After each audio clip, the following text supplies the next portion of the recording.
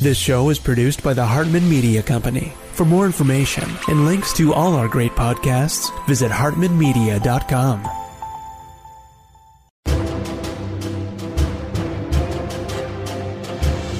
Welcome to the Heroic Investing Show. As first responders, we risk our lives every day. Our financial security is under attack. Our pensions are in a state of emergency. A single on-duty incident can alter or erase our earning potential instantly and forever. We are the heroes of society. We are self-reliant and we need to take care of our own financial future. The Heroic Investing Show is our toolkit of business and investing tactics on our mission to financial freedom.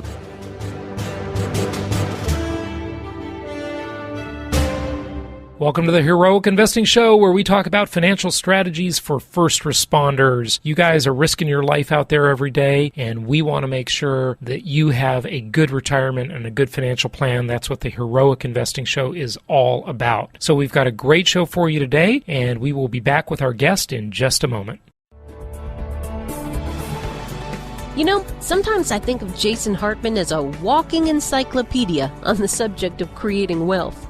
Well, you're probably not far off from the truth, Penny, because Jason actually has a 3-book set on creating wealth that comes with 60 digital download audios. Yes, Jason has that unique ability to make you understand investing the way it should be. It's a world where anything less than 26% annual return is disappointing. I love how he actually shows us how we can be excited about these scary times and exploit the incredible opportunities this present economy has afforded us. We can pick local markets untouched by the economic downturn, exploit packaged commodities investing, and achieve exceptional returns safely and securely. I also like how he teaches you to protect the equity in your home before it disappears and how to outsource your debt obligations to the government. And the entire set of advanced strategies for wealth creation is being offered at a savings of $94. That's right, and to get your Creating Wealth Encyclopedia series, complete with over 60 hours of audio and 3 books, just go to jasonhartman.com/store. If you want to be able to sit back and collect checks every month, just like a banker, Jason's Creating Wealth Encyclopedia series is for you.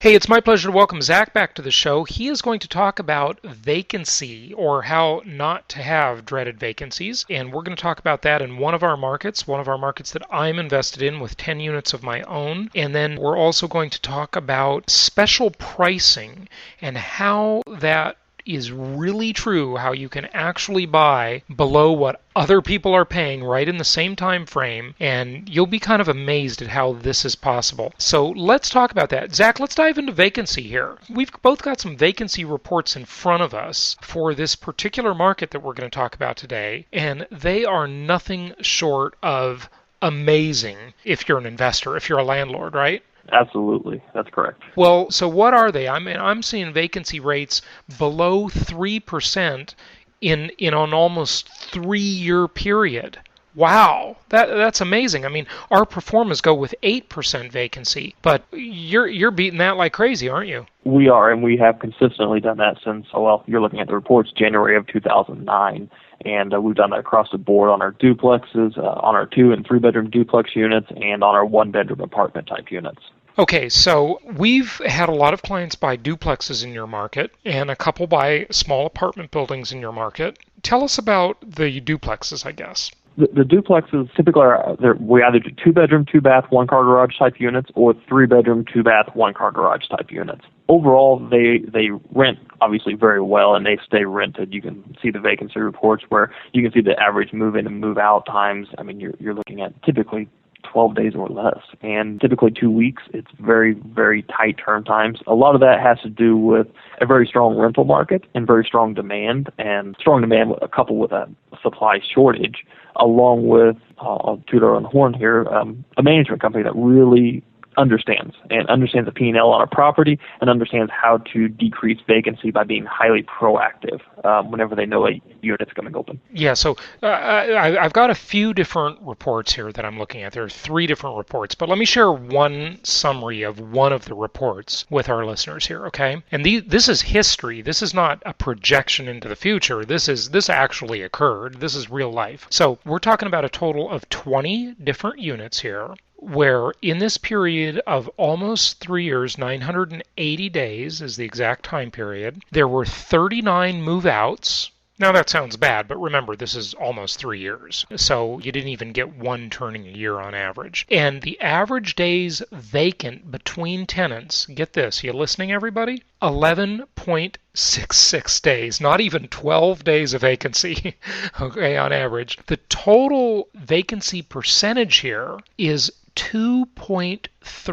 2.34%. And again, we won't allow you to project anything below 8%. So you're beating the heck out of it, and we've been working with you for a few years. And just so as not to keep everybody in suspense here, we're talking about St. Robert, Missouri. Okay, I don't want to keep the listeners in suspense for too long as to what market we're talking about with these great records. But Zach, what is going on in St. Robert? Why are you having such good success there? I mean, other than tooting your horn with the management, which is great.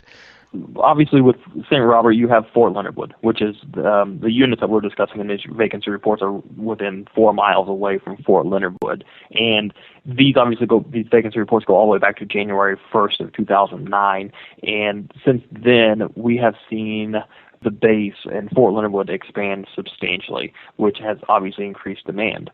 It's now graduating over 100,000 soldiers and students per year through it, which in turn obviously creates a very good rental market. Yeah, and how long have you been operating in that market? We brought our first unit online back in 2008. So I've been there about almost 4 years now, going on 4 years. So 4 years and pretty good success, that's for sure. Pretty good success is an understatement. Now, I bought a 10-unit property there with some wonderful clients of ours who are probably listening to this show right now, Danson and Elton. And how is that one going? That one we brought online in May, and I think by mid-June we were, actually by 1st of June, I believe we were 8 out of 10, and I think through June we got the last 2 leased up. So I believe 1st of July or mid-July we were 100% occupied, and I believe we're 100% occupied right now in that building. Well, it's hard to complain about 100% occupancy, that's for darn sure. So good job. Let's look at another one of these reports, Zach. Now, this one, we're talking about 24 units here, and we're talking about a slightly longer period of 949 days. We had 70 move-outs, but the average days vacant between tenants was 9.71 days. 9.71. This is on the report you just gave me, and this equates to a 2.88% vacancy rate. Pretty awesome. And I'm looking at a report here with the actual names of the tenants, and this is the real deal unless you're just completely making this up, okay? I don't have that much time on my hands. Yeah, okay. So tell us a little bit more about what you're doing to get these units and really keep these units leased and get them leased so quickly between tenants. Well, these units we've actually found a target market of, we do a lot of 1 year and less leases on these type of units, and these are actually identical to the 10-unit building you're involved with. These just have been online since February 1st of 2009 is when we actually finished up these two 12-unit buildings and stabilized them, but the units are identical to the current 10-unit building that you're involved with, just a longer time period. Obviously, stretched out over 949 days, you can see what happens with 2.88% vacancy rate. We are targeting with these a niche market of a lot of people that are coming in for captain's courses. And these are a lot of times higher ranking soldiers that are renting these things, and they're coming in for a 6-month captain's course. And as those courses come through, they graduate, and then the next one comes in. And you can obviously tell by our vacancy report an average number of days vacant of 9.71 that even if we turn over more than one time a year on a unit, it's a very quick turnover. And it works very, very well. Obviously, we've tapped a very, very strong need in the area. And talk to us a little bit about how before we switch from vacancy, actually, before we do this, I want to just go over one more report summary, okay? But before I do that, Zach, tell us about the product types. Mainly duplexes, right? Is that what you're working on mostly? A combo, actually, about 50-50 between apartments and duplexes. And when you say apartments, what unit sizes are those? These are one-bedroom. All our apartment buildings that are, we do anywhere from 4-unit buildings all the way up to 16-unit buildings. And it's just a different variation on the size of building. All the units are identical. They're all 1-bedroom, 1-bathroom. They have a carport for their unit, and they're all right around that 640 square foot per unit. And so you're finding that those small, really almost efficiency type units are really the most desirable in your market, huh? They are for this and with the apartment buildings. Now, once we go to the duplexes, we get into 2-bedroom, 2-bath type units, and the duplex unit on a 2-bedroom unit, we're right around 1,140 square feet of living space per side, and then on the 3-bedroom duplexes, we're 1,380 per side. So let's take one of those 3 bedrooms as an example, because I want to switch to that in just a moment, but let me just share one more vacancy report summary here. Now, this is a total of 16 units, and there were 6 move-outs. This is a shorter time period. It's 615 days, and the average days vacant here in this report was 6.8 days vacant. So not even a week, not even 7 days. And the vacancy percentage here, only 1.48%. That's phenomenal. Now, let's switch gears here, but before we switch gears on that, I know I keep saying I'm going to switch gears to get to the price thing, because I got a question for you about that. But when landlords are looking at vacancy rates, it would be deceiving to look at, and I'm going to spring this on you, Zach, because you're probably not ready for this one because we didn't talk about it and you were not expecting it. It would be deceiving just to look at vacancy rate and think that that's your total issue, because what it assumes, Zach, is it assumes that everybody's paying their rent. So you've also got to look at collection issues. Now, I know from the military tenants I've had over the years, and I've had several of them, the vast majority have been great, just great tenants. And I don't have collection problems with military tenants. No, and we do not either. Yeah. So is the vacancy rate, I guess the way to say it is that an economic occupancy rate or a physical occupancy rate? In other words, someone could be in the house but not paying the rent. Are they paying the rent? What are collections like? Do you have collection issues? That is technically a lease date to lease date, so that is a physical occupancy date report. Now, as far as collections and stuff, we could figure those in. Those are not enough to even make a blip in this radar, though, due to it being 95% of our tenants being military. And what does that mean, military? I mean, I know what it does, but I want you to explain it to the listeners because you have more firsthand experience than I do. I just have several military tenants I've had over the years. But when a military tenant doesn't pay their rent, what do you do? We go to their commanding officer. And we have some ins there. Typically, we can find out who their commanding officer is. Most of the time, we get that information, if at all available, in the very front end when they're moving in. We request their commanding officer's name and contact information. So if we ever have an issue, we go straight to them. And generally speaking, we get our money very quickly. Yeah. much more than the pure, normal, non-military tenant. Yeah. The civilian tenant doesn't have to do like 6,000 push-ups if they don't pay their rent, right?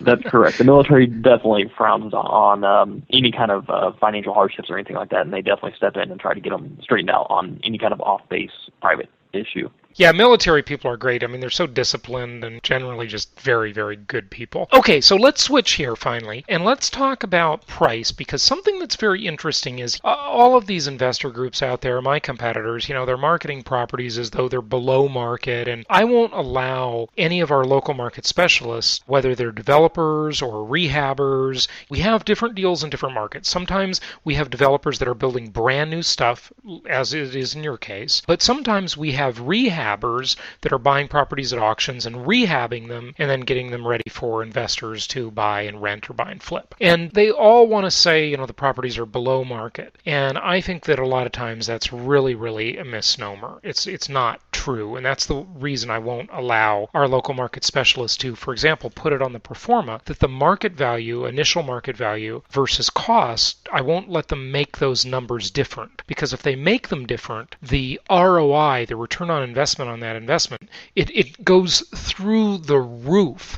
Like if you were to say a property is just $3,000 below market value, it would turn an ROI projection of 20 to 30 to 35% into 250% annually. I mean, it's crazy. The numbers they go nuts. Nobody would believe it, and plus it creates too much liability for us. So we won't allow that. Okay, we just think it's wrong. But but I want you to explain what goes on with the pricing of your units. And let's use a duplex, a 3-bedroom duplex as an example. So you've got 1,380 square feet on both sides. Our clients can buy these for $189.9, right? That's correct. Okay, so $189.9, and we're going to take 1,380 square feet. We're going to multiply it times 2. Okay, that gives us 2,760 square feet. Okay, so everybody remember that number, 2,760, because we're going to come back to it in a minute. Now, Zach,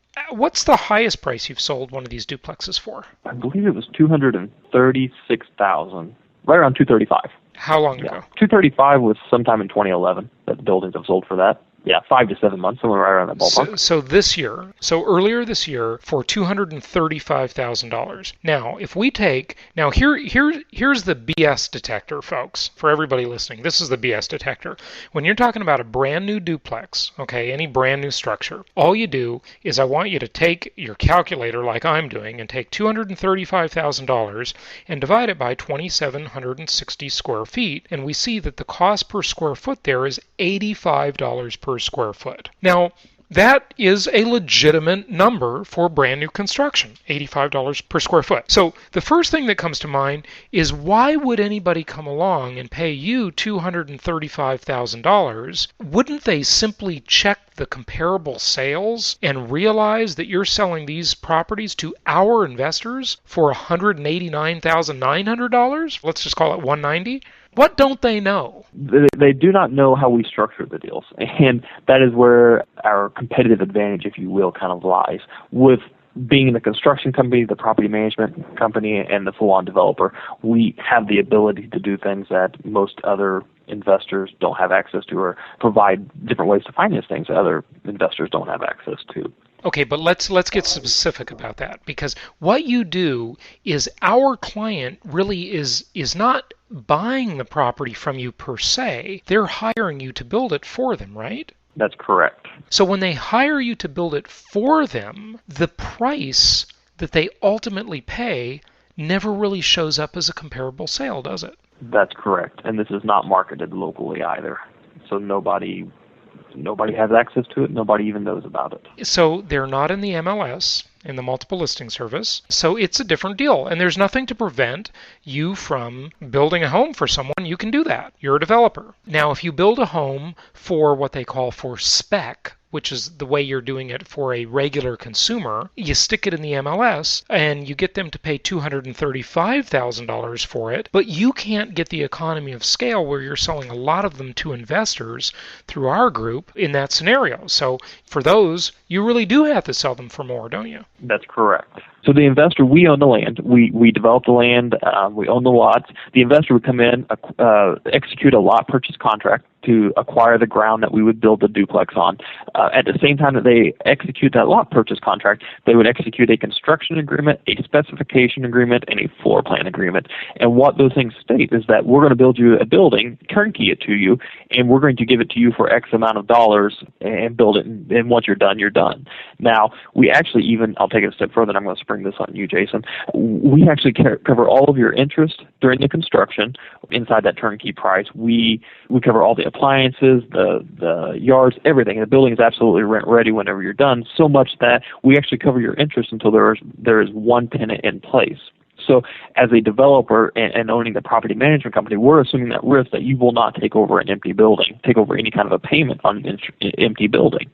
So you will at least be 50% occupied. So by doing it this way, you're not buying a building, you're having a building built. And while it on the surface and at first glance it doesn't seem like much of a difference, it's a huge difference in the marketplace. And as Jason was saying, in no form or fashion is this on the multi-list, because there's never, technically the only thing we are selling would be the lot.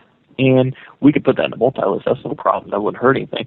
But the building itself, you're financing it in your name. You're acting as, in a sense, a mini developer, because you're providing the financing to build the building, which in turn is not a sale. That is a build-out and a build to suit, essentially. So one of the big risks people have with building their own property is this, and my mother's going through it right now. So I'll share that experience because many of our listeners have been kind of interested in the story about my mom building her house. And it's exactly this.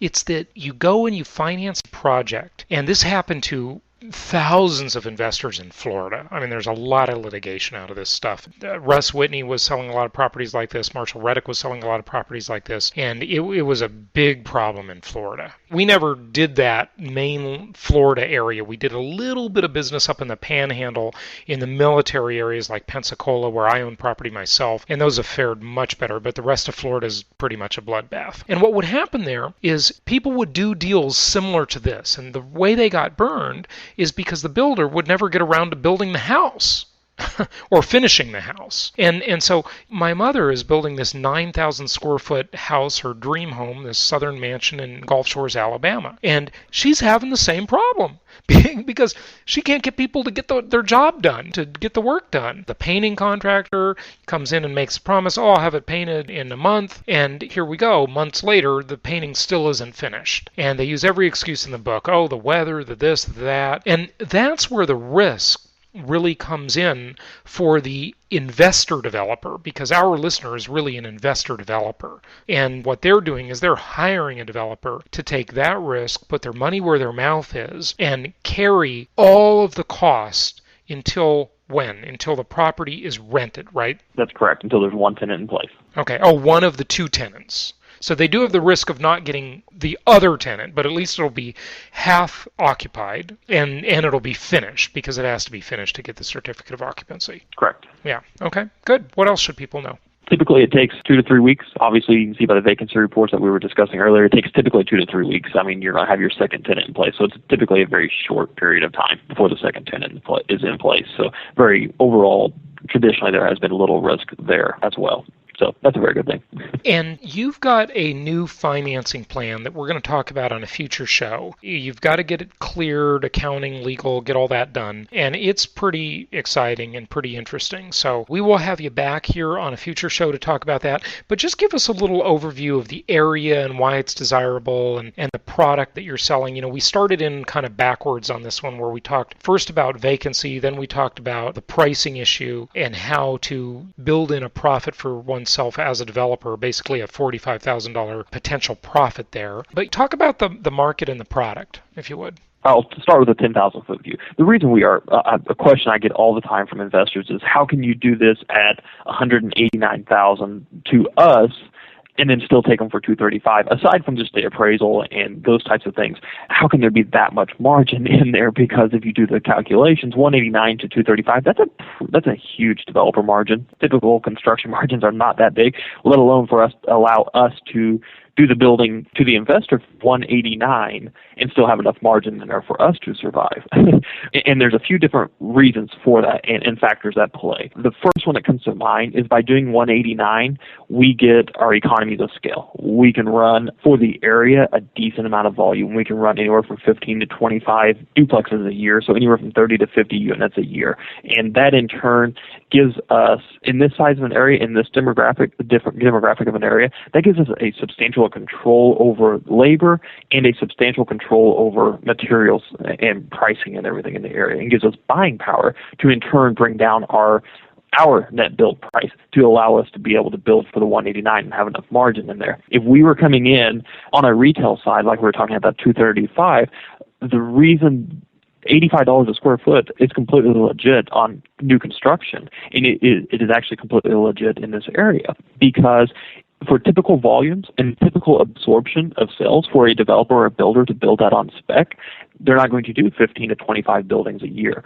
And to put it bluntly, if we could come in and build and sell 15 to 25 buildings a year retail, we would probably do that and not even mess with taking anything to investors, to put it very bluntly. You used to be able to do that. I mean, during the heyday, during the roaring 2005 era, I'll call it, the money printing era and that craziness, anybody can get a mortgage, a developer could do that and they would make obscene margins. They could build a tract of 40 properties with no no buyers. They could get the financing to build them, first of all. They could just build a tract of 40, well, really they could build a tract of a couple hundred units, and the buyers would just come on in and buy them. If you build it, they will come, the field of dreams.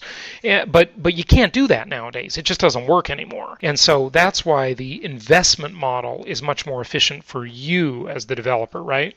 Absolutely. And also, just as you were saying, we don't have to build it and they will come, which in my conservative stance is that that equates to risk, and I'm very risk averse. And we do not build it and they will come. We make the investor come, and then we will build it, which in turn decreases our risk substantially, which in turn makes our risk reward from a construction company and developer and everything, it puts it in line to where it's a comfort level that I'm okay with, by having the investor already speaking for it and carrying it on, technically carrying the debt and the loan and everything on the investor's balance sheet versus us carrying it on our construction company's balance sheet.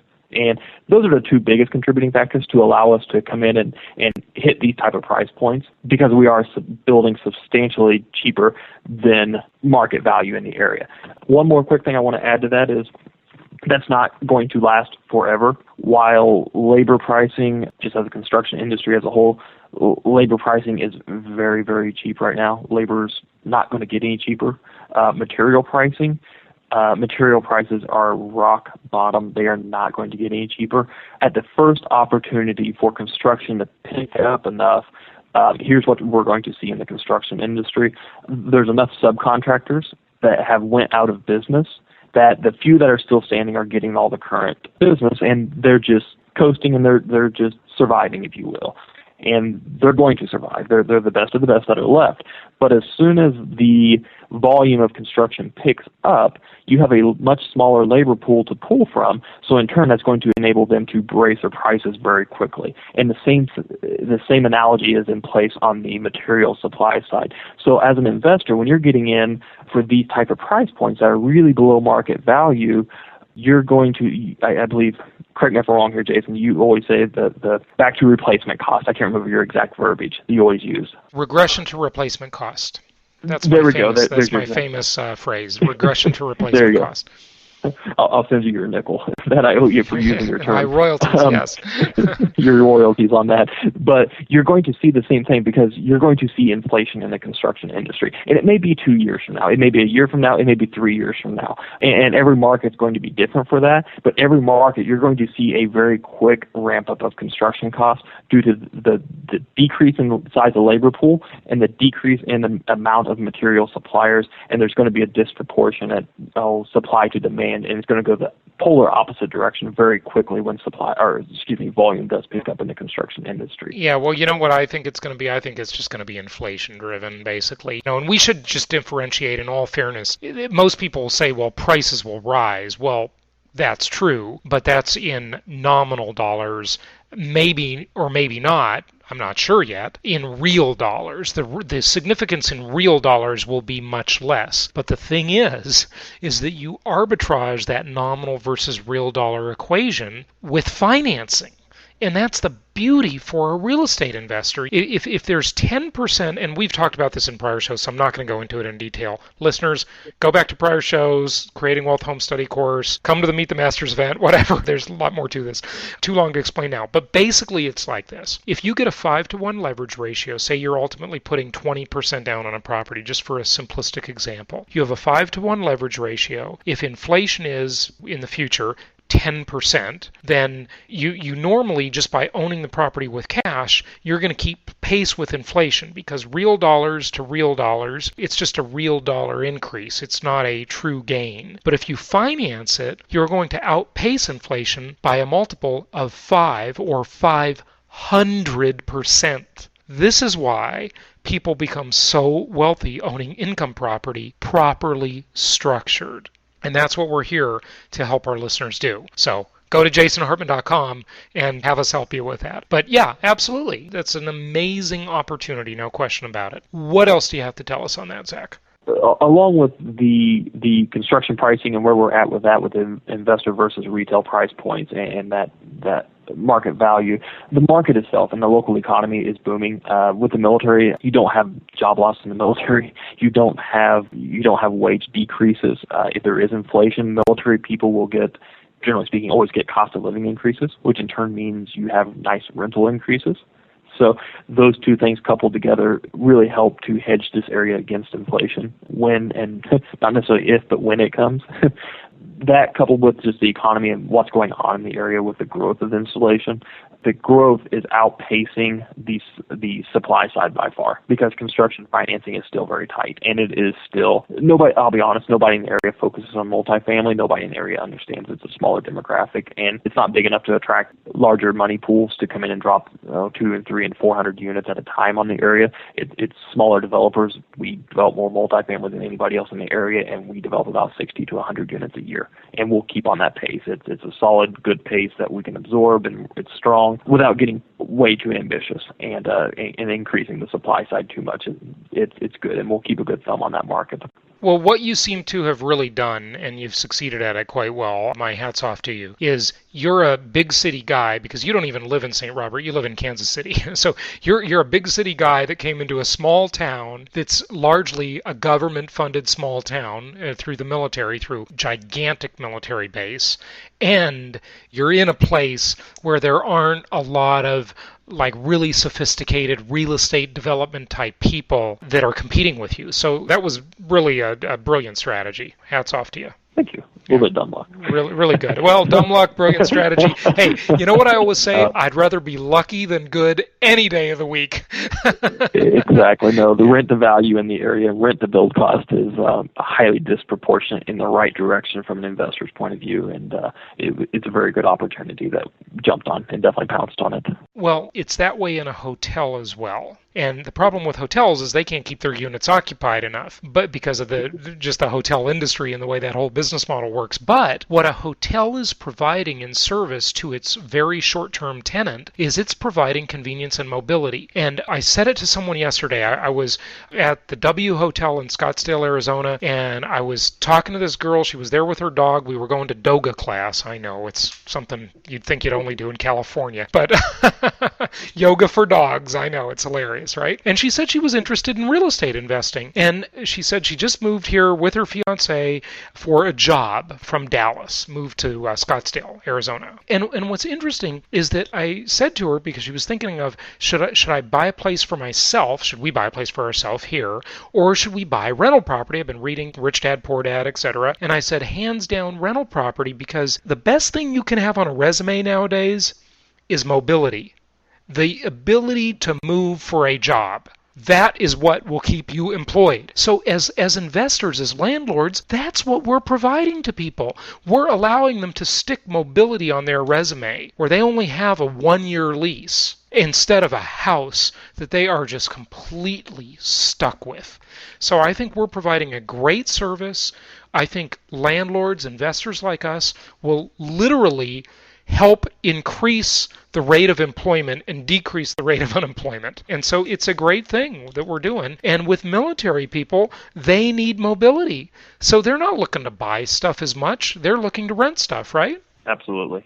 They definitely look for mobility. Most people there are there for 3 years or less, and generally speaking, they can't buy a single-family home, recoup commissions, and everything between the time they move there, buy it, and need to sell it again. So it makes perfect sense for them to be renters and for 2 or 3 years while they're there. That's a great strategy. Okay, good. Well, hey, thank you so much for sharing this today. We look forward to having you back on to talk about a financing opportunity, and we appreciate it. Good luck keeping those vacancies as low as they are. Good job. Appreciate the time, Jason. Thank you.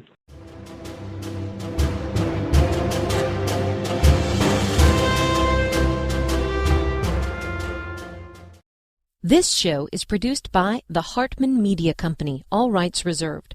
For distribution or publication rights and media interviews, please visit www.hartmanmedia.com or email media@hartmanmedia.com. Nothing on this show should be considered specific personal or professional advice. Please consult an appropriate tax, legal, real estate, or business professional for individualized advice. Opinions of guests are their own, and the host is acting on behalf of Platinum Properties Investor Network, Inc. exclusively.